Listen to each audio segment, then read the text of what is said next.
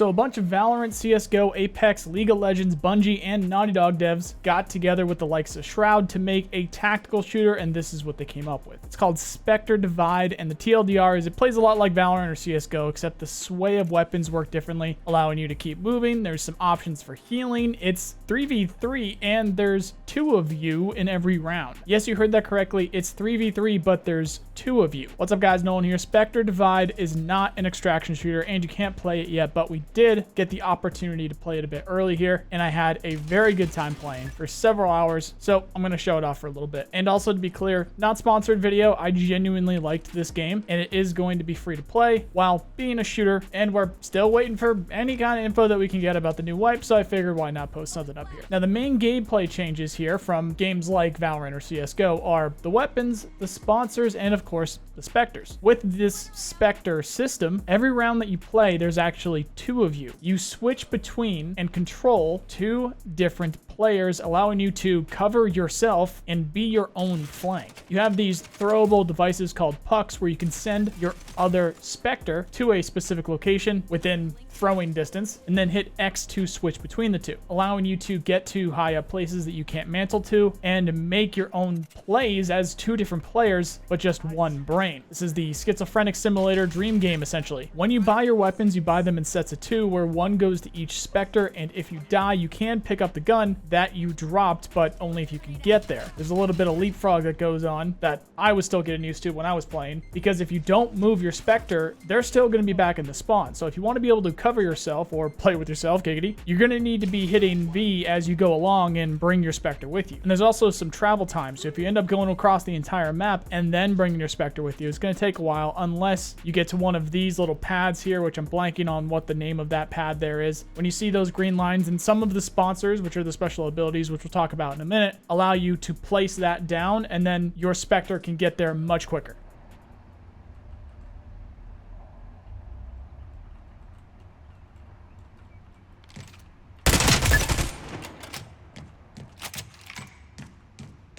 Smixy, if you want to push up. Oh. Do I have a heal? Starting adrenaline. Push up on the side. Hold for now. Hold for now. Because we don't have bomb. Yeah. How do I stop doing the heal?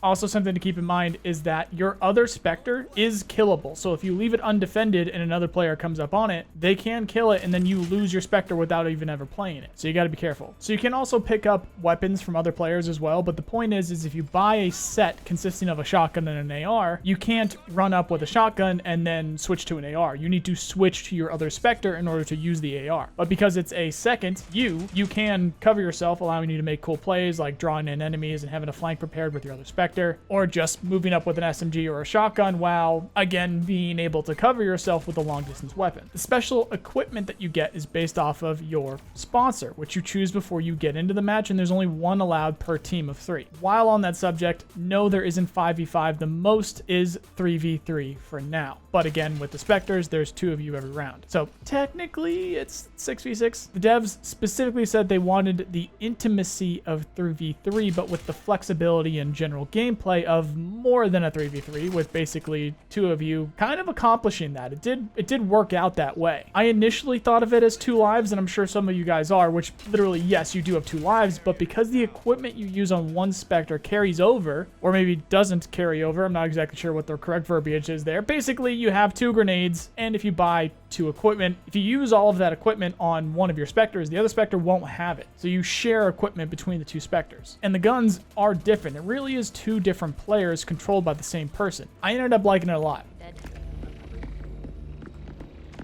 Starting adrenaline. Oh, God. I need to put him on the side. Splintering him.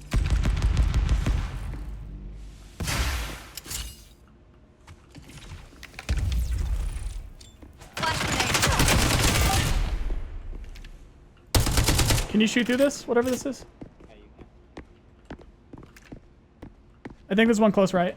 I'm watching rear. Nice. I think one more to shove. Nice. Smoking Throw in deep. smoke. Me. Behind you. I'm in the mid now between you two. What you got? On my left. Healing right here. Bad timing on that. Sorry. You're good, you're good, you're good. No, I mean bad timing on that guy just peeking. Yeah, you stay in that corner? Yeah, I'm trying to flank. One. Good job. Let's go. Woo.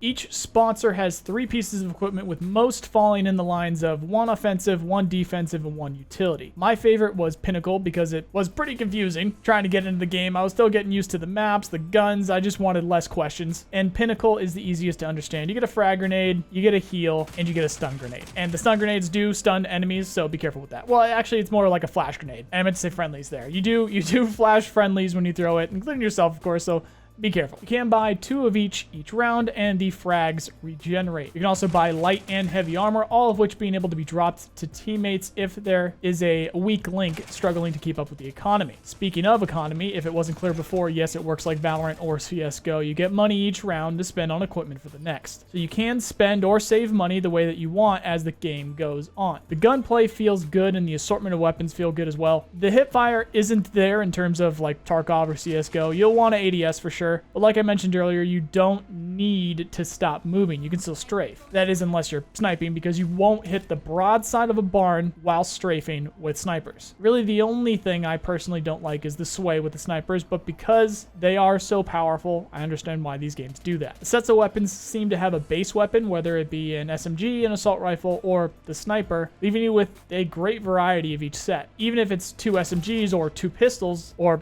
2 ARs, there's a strategy to both because it's not the same gun. I think that's a cool way of doing it while not letting everybody run around with the exact same gun every round, every game. However, when possible, I did really like the AK looking gun in the 3rd row. That kit gives you 2 ARs, and I learned to really like those a lot. That's the M67 Reaver and the Crusader. If you want to switch weapons but didn't die yet, you'll only buy the guns that you don't have from the other kit. So let's say if I'm switching from the kit with the Reaver and the Crusader to the kit with the Sniper and the Crusader, I don't need to buy the Crusader, I just buy the Sniper. And same thing goes for if you ended up losing one of your Spectres. You only have to buy the gun that you lost. You can also just leave it with a pistol to save money and just play with the one that you kept alive, leaving room for interesting strategies. Since if you don't die with that one, then it's a gun that you like, then you're pretty much good to go. Maybe even use the one with the pistol as bait. There's going to be some more playtests soon, so keep an eye on their social media for updates. But again, you guys can't play this yet, and they did not say when that would be possible past the unlimited playtests. I'm sure they're going to be doing some kind of giveaway or some kind of thing to allow more people to take place. So again, stay tuned to their social media, their Twitter. I'll link them in the description.